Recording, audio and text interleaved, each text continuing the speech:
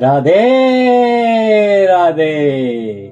मैं अभिषेक भटनागर अपने श्री कृष्ण जी का सेवक एक बार फिर अपने चैनल गॉड इज माइन में आपका स्वागत करता हूँ।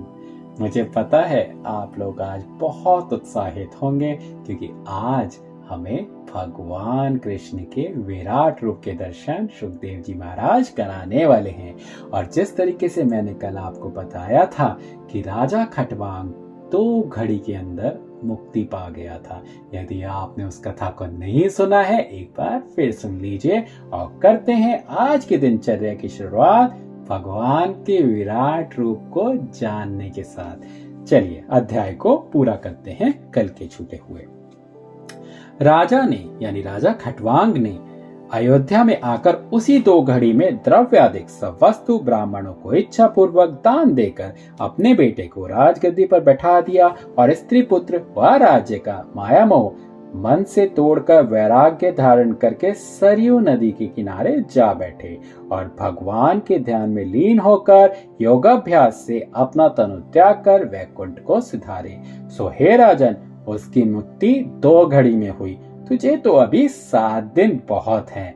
ये बात सुखदेव जी राजा परीक्षित को बता रहे हैं। तुम अपना मन संसारी माया से तोड़कर सब इंद्रियों को अपने वश में करके परमेश्वर के विराट रूप का ध्यान करो। सब लोग उसी रूप में वर्तमान है। ऊपर के 7 लोग कमर के ऊपर और नीचे के 7 लोग कमर के नीचे उस आदि पुरुष के समझो। जितनी वस्तु तुम संसार में देखते हो उस रूप से कोई बाहर नहीं है। यह बात विचार कर उस तेज के साथ जिसके प्रकाश से सूर्य और चंद्रमा प्रकाशित है ध्यान लगाओ। सब जीव में उसी तेज का चमत्कार जानकर उसके सिवाय सब जगत का व्यवहार झूठा समझो। जो कोई उसको सब जगह पर एक सा देखता है उसे किसी शत्रु का डर नहीं रहता और मित्र से भी सहायता की इच्छा नहीं रहती। सब जीवों में उसी का प्रकाश उसको दिखाई देता है। श्री कृष्ण जी के चरणों का ध्यान हृदय में रखकर श्रीमद् भागवत की कथा मन लगाकर सुनो, तुम्हारी मुक्ति हो जाएगी।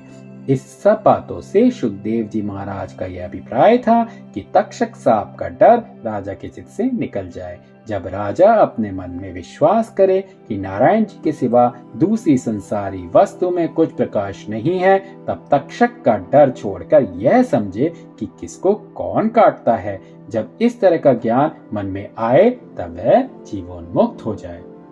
सुखदेव जी महाराज की ये बातें सुनकर राजा परीक्षित ने प्रसन्न होकर कहा, महाराज मैं किस तरह और किस तरफ होकर बैठकर कौन से रूप का ध्यान करूं? सुखदेव जी महाराज बोले, हे राजन, तुम कमलासन बैठो और एकचित होकर अपने हृदय में परमेश्वर के सूक्ष्म रूप का ध्यान करो। कदाचित अंतःकरण में उस स्वरूप का ध्यान ना कर सको तो सब संसार परमेश्वर के विराट रूप में जानकर उनका ध्यान लगाओ। सुखदेव जी का सूक्ष्म रूप का ध्यान करने से मतलब था निर्गुण रूप का ध्यान करना। निर्गुण रूप यदि किसी को नहीं पता वो आगे हम आपको सुनाएंगे, परंतु ज्यादातर लोग तो इस पृथ्वी में विराट रूप को ही जानते हैं। तो फिलहाल आप विराट रूप के बारे में ही सुने। विराट रूप इस प्रकार का है। पाताल परमेश्वर के पांव, रसातल लोक घुटना, सुतल लोक जंघा, वितल व अतल लोक नितंब, पृथ्वी कमर, आकाश नाभि, ज्योतिष चक्र जहाँ सूर्य व चंद्रमा रहते हैं, छाती महलोक, गला, जनलोक मुख, तपलोक माथा, ब्रह्मा का सत्यलोक शिर उस आदि पुरुष का है, इंद्रादि देवता उनकी भुजाएं, 10 दिशाएं उनके कान, अश्विनी कुमार नाक, सब सुगंध नाक का छेद, अग्नि मुख, आकाश आंखों के रहने का गड्ढा, सूर्य आंख, दिन रात पलक भांजना, जल पांव, सब जगत का स्वाद जीवा, यमराज दांत, माया उनकी हंसी, लज्जा ऊपर का होंठ, लालच नीचे का होंठ, धर्म छाती, अधर्म पीठ, सब वृक्ष शरीर के रोम, मेघ घटा सिर के बाल, नदियां शरीर की नसें, पहाड़ तन की हड्डी, समुद्र पेट, हवा सांस, मन चंद्रमा, पानी मेह का वीर्य, प्रातः व संध्या परमेश्वर का वस्त्र है।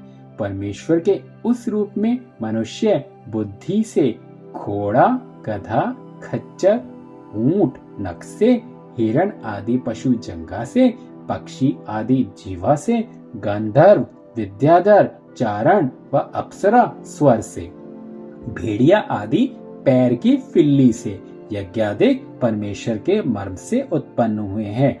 सो मनुष्य के तन में ज्ञान रहता है, पशु पक्षी आदि में ज्ञान नहीं होता। इस तरह जो परमेश्वर का विराट रूप, उसी का तुम ध्यान करो। जब इससे तुम्हारा मन लग जाए तब छोटे रूप का ध्यान कर।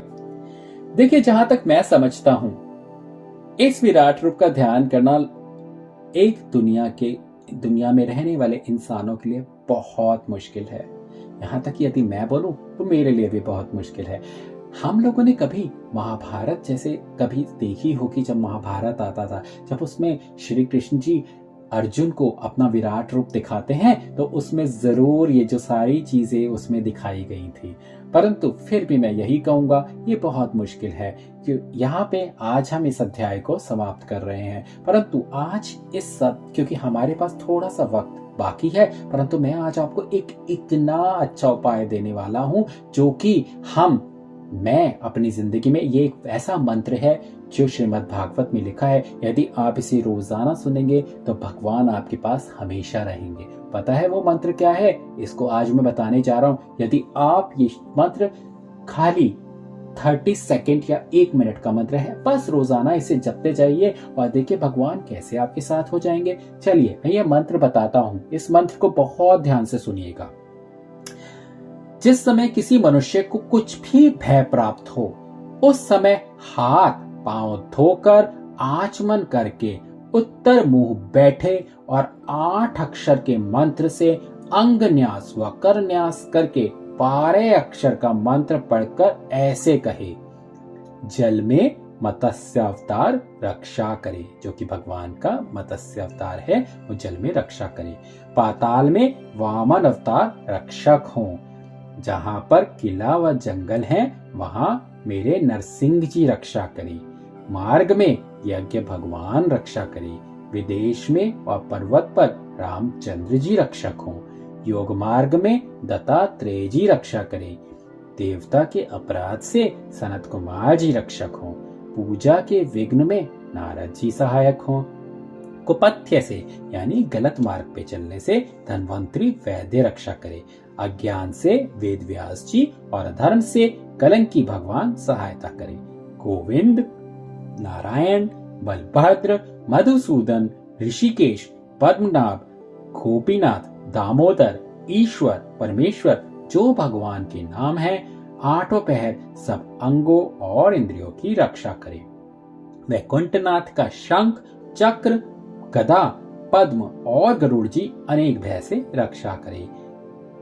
यही कवच विश्व रूप ने इंद्र को बतलाकर कहा, इस नारायण कवच को सुनिएगा ध्यान से, धारण करने वाले मनुष्य का सब भय छूट जाता है।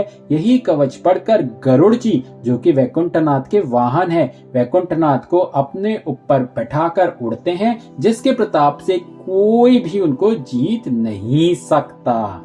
तो ये मंत्र इतना प्रभावी है, तो यकीन मानिएगा, यदि अपनी दिनचर्या की शुरुआत करने से पहले आपने इस मंत्र को, बस इस 2 मिनट के मंत्र को पढ़ लिया, तो यकीन मानिएगा आपका कोई भी डर, जहां तक कुछ भी आपको किसी भी चीज से डर लगता है, वो छूट जाएगा और आप अपनी समस्याओं का निवारण चुटकी में पा जाएंगे। तो इस मंत्र को यदि आप चाहते हैं तो इस मंत्र का और इस अध्याय का ध्यान रखें, और यदि चाहें तो रोजाना इसे सुने, और जब तक आप इसको सुनते सुनते आपको याद हो जाएगा, आपको कंठस्थ हो जाएगा, तो आपको सुनने की दोबारा जरूरत नहीं है। चाहे तो आप इसे लिख सकते हैं और लिखने के बाद इसको याद कर लें, और रोजाना भगवान के सामने आरती करते वक्त यदि आपने 2 मिनट के लिए मंत्र भी पढ़ लिया तो बहुत है, यानी आपके दिनचर्या की शुरुआत हो गई और आपने अपना भार द्वारकाधीश के सामने रख दिया। अब सारा उत्तरदायित्व आपके दिन का द्वारकाधीश के ऊपर है। यकीन मानिएगा, ये बिल्कुल सच्चाई है, और इसको मैं अपने इतने सालों के अभ्यास से आपको बता रहा हूं। ठीक है, करते हैं आज की दिनचर्या की शुरुआत राधे राधे के नाम के साथ। और कल हम सुनेंगे, मैं आपको बता देता हूँ, सुखदेव जी का यह बात वर्णन करना कि परमेश्वर ने अपने भक्तों के वास्ते जो उनके नाम पर वन में जाकर उनका भजन करते हैं, सब खाने व पहनने के पदार्थ किस तरह तैयार कर रखे हैं, क्योंकि भगवान को तो सबका ही ध्यान रखना है ना। तो इसीलिए भगवान ने सबके लिए हर चीज का इंतजाम कर रखा है। अब वो कैसे कर रखा है यह आपको कल पता चलेगा। चलिए कल फिर लौटिएगा और करिएगा आज के दिन की शुरुआत वही, मैं फिर से कहता हूँ, फिर से दोहराता हूँ, राधे राधे के नाम के साथ। किशोरी जी ऐसा इंतजाम हो जाए, किशोरी जी ऐसा इंतजाम हो जाए कि मन में राधा राधा राधा नाम हो जाए, कि मन में राधा राधा राधा नाम हो जाए। बिहारी जी ऐसा इंतजाम हो जाए, किशोरी जी ऐसा इंतजाम हो जाए कि मन में राधा राधा राधा नाम हो जाए, कि मन में राधा राधा राधा नाम हो जाए। किशोरी जी ऐसा इंतजाम हो जाए, किशोरी जी ऐसा इंतजाम हो जाए। राधे राधे।